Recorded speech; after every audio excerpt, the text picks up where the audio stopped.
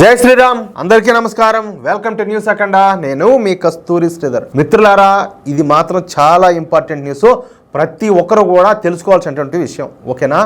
ఏ మాత్రం కూడా స్కిప్పులు కొట్టకుండా ఈ న్యూస్ అంతా కూడా జాగ్రత్తగా వినాలని చెప్పేసి మిమ్మల్ని అందరినీ పేరు పేరున కోరుకుంటున్నా. సరే, గుండెలపైన చేయి వేసుకొని మాట్లాడుకుందాం. మన దేశంలో ఒక్క భారతీయ జనతా పార్టీ పాలిత రాష్ట్రాల్లో తప్పించి మరేదైనా రాష్ట్రంలో నిజాయితీగా అవినీతి రహిత పాలన జరుగుతుందా అన్న ప్రశ్నకు సమాధానం అయితే లేదనే వస్తుంది. అవునా కదా? ఈ కుటుంబ పార్టీలు, కుల పార్టీలు, కమ్యూనిస్ట్ పార్టీలు అవినీతి బురదలో పీకల్లోతు కూరుకుపోయినాయి. మళ్ళా వీళ్ళే మనకు తిరిగి నీతులు చెప్తా ఉంటారు. వీళ్ళలో వీళ్ళు మంచోళ్ళు, వీళ్ళు చెడ్డోళ్ళు అని చెప్పడానికి ఏ మాత్రం కూడా లేదు. అందరూ అటట్టోళ్లే. అంటే అందరూ కూడా దండుపేళం బ్యాచ్ అని చెప్పేసి అర్థం అనమాట.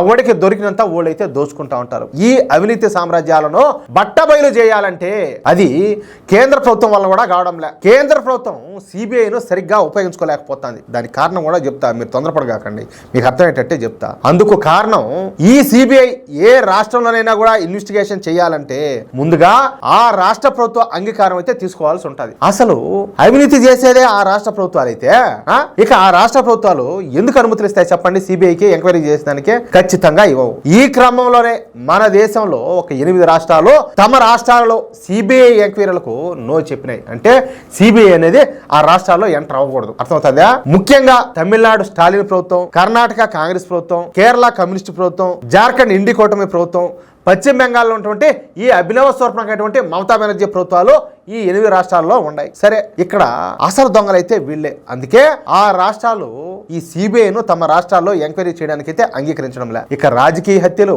మతపరమైన హత్యల విషయానికి వస్తే ఈ రాజకీయ హత్యలు పశ్చిమ బెంగాల్లో దాదాపుగా 450 నుంచి 500 వరకు జరగగా, కేరళలో 150 నుంచి 200 వరకు జరిగినాయి. చనిపోయిన వాళ్ళంతా కూడా ఈ బీజేపీ కార్యకర్తలు, లేదంటే ఈ హిందూ సంఘాలకు సంబంధించినటువంటి కార్యకర్తలు కావడం ఇక్కడ ప్రతి ఒక్కరు కూడా గుర్తించుకోవాల్సిన విషయం. అయితే కేంద్ర ప్రభుత్వం కేరళలో జరుగుతున్నటువంటి హత్యలను కంట్రోల్ అయితే చేయగలిగింది అంతో ఇంతో.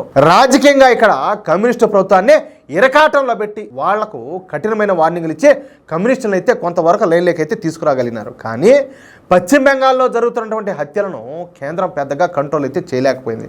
అందుకు కారణం ఏందయ్యా అంటే, ఈ క్రిమినల్ కేసులను ఇన్వెస్టిగేషన్ చేసేటటువంటి సిబిఐకు రాష్ట్ర ప్రభుత్వాలు పర్మిషన్లు ఇవ్వకపోవడమే. చూడండి, అదే సిబిఐకు గనక ఈడీ లాగానే పూర్తి స్థాయి స్వేచ్ఛ ఉంటే ఇక వీళ్ళందరి ఆటలకు అడ్డుకట్టయితే పడుతుంది. ముఖ్యంగా ఈ స్టాలిను, ఈ మమతా బేగము, అదేవిధంగా ఈ పినరయి విజయను, ఈ సిద్ధరామయ్య లాంటి వాళ్ళ ప్రభుత్వాల నిజ స్వరూపం అయితే పూర్తిగా బట్టబయలిపోతుంది. దీంతో ఇప్పుడు కేంద్ర ప్రభుత్వం ఒక కీలకమైన నిర్ణయం తీసుకునింది. అదే సిబిఐకు దేశవ్యాప్తంగా పూర్తి స్వేచ్ఛను ఇవ్వడం. రాష్ట్ర ప్రభుత్వాలతో అనుమతి లేకుండా, అంటే వాళ్ళతో సంబంధం లేకుండా నేరుగా సిబిఐ వివిధ కేసులను ఇన్వెస్టిగేషన్ చేసేలా కొత్త చట్టాన్ని తీసుకురావాలని చెప్పేసి ఇప్పుడు కేంద్ర ప్రభుత్వం భావిస్తుంది. ఇక ఈ విషయం పైన కేంద్ర ప్రభుత్వం నియమించినటువంటి పార్లమెంటరీ స్థాయి సంఘం కూడా ఇదే విషయాన్ని నొక్కి చెప్పింది.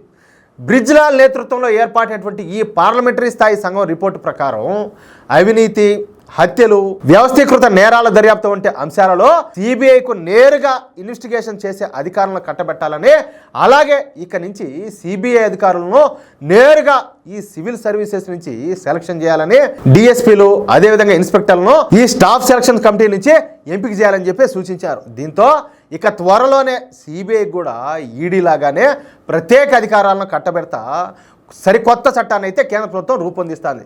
వీలుంటే ఈ పార్లమెంట్ సెషన్లోనే ఈ బిల్లును ప్రవేశపెట్టి చట్టంగా రూపొందించే అవకాశం కూడా ఉండదు. అదే కనుక జరిగితే ఇక తమిళనాడులో స్టాలిన్ కావచ్చు, పశ్చిమ బెంగాల్లో మమతా బెనర్జీలో ఖచ్చితంగా జైలుకి అయితే వెళ్లాల్సిందే. ఎందుకంటే వీళ్ళు చేసిన నేరాలు, ఘోరాలు, అవినీతి మామూలుది కాదు కదా. మీకు మొన్న ఈ మధ్య కూడా చెప్పిన, ఈ తమిళనాడులో లిక్కర్ స్కాము ఈ ఢిల్లీని తలదన్నే స్థాయిలో జరిగిందని చెప్పేసి ఆ మాదిరిగా ఇలాంటి కేసులు అయితే చాలానే ఉన్నాయి. కాబట్టి ఈ చేసిన పాపం అంతా కూడా ఎంటబడతానే ఉంటుంది. ఏమిలా మొత్తానికైతే బ్లాక్ అయిపోయి వీళ్ళైతే జైలు చేయడం మాత్రం ఖాయం. అంతా ఏలా ఈ తోడుదంగలంతా జైల్లో అంతా మీటింగ్లు పెట్టుకోవచ్చు కావాలంటే. ఎవరు? ఈ మమతా బెనర్జీ, స్టాలిను, పినరయి విజయను, ఇట్లా టోళ్ళంతా కూడా ఈ అరవింద్ కేజ్రీవాల్ ఇట్లా టోళ్ళంతా బ్యాచ్ అంతా ఉన్నారు కదా. సంతా ఎవరైతే తప్పులు చేశారో ఎవరైతే హత్యా రాజకీయాలు చేశారో, ఎవరైతే అవినీతికి పాల్పడినారో వీళ్ళంతా కూడా ఖచ్చితంగా జైలు పాలవడం ఖాయం. దాంట్లో మాత్రం డౌటే లే. కాదంటే కొంచెం ముందా వెనక ఆ టైమింగ్లోనే కొంచెం తేడా, అంతే. జరగడం మాత్రం పక్కా, దాంట్లో అయితే డౌట్లే.